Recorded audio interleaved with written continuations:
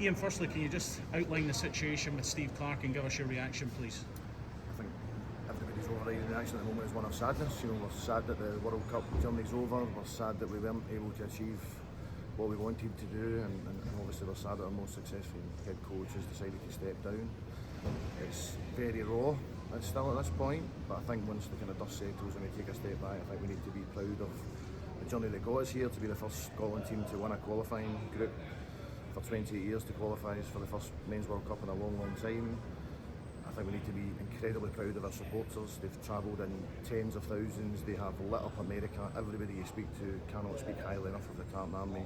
They've backed the team with everything that they've got, as they usually do, and we need to thank them for that. And they've been a massive part of the journey, and I'm sure a lot of them have made memories that will last them a lifetime. So listen, it's obviously still very raw for a variety of different reasons. Did this come as a surprise to you, especially given he had signed that 4-year deal just 31 days ago, or did he speak to you after the Brazil game? Listen, we speak a lot. We spoke after the Brazil game. Everybody was obviously very down. That was the lowest anybody's felt from a Scotland perspective for a long time. I spoke to him yesterday, and he'd made his mind up that he wanted to step down. And listen, that's ultimately his decision. I can understand why. I think, obviously we've not performed as well as we wanted to. I think there's been some fairly hysterical commentary back home, which hasn't helped. But listen, ultimately it's up to Steve.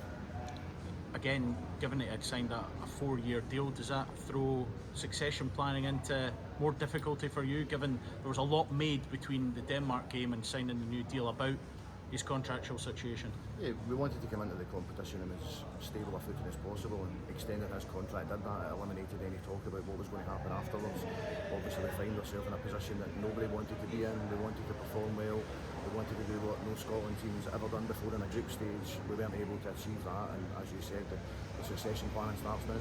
Did you try to talk to Steve Clarke and maybe try to persuade him to have a rethink about stepping away?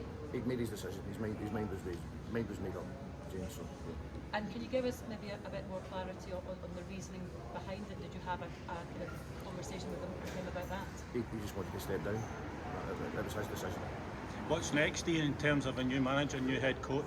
The process for that starts now. I mean, football's a very small world. I've wakened up this morning to a few messages from people that are interested in the job. I think we're a really attractive job for the right head coach, for the right manager. We've got a Euro that we're hosting in 2028 to look forward to. There's been a lot of success over the last few years, and we need to make sure that we appoint someone that can improve on that and continue to drive us forward. You got a time frame for that?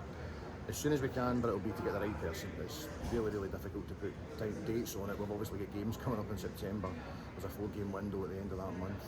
But yeah, it'll be as soon as we can, but as long as we get the right coach.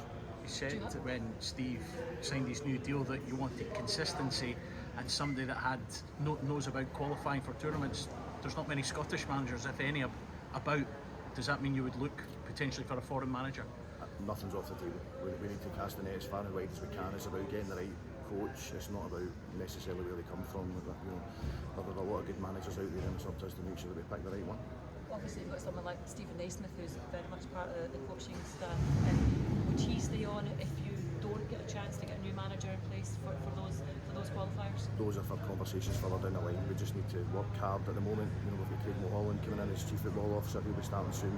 He's obviously got experience from a managerial appointment perspective, and we'll work through the process and see where we get to.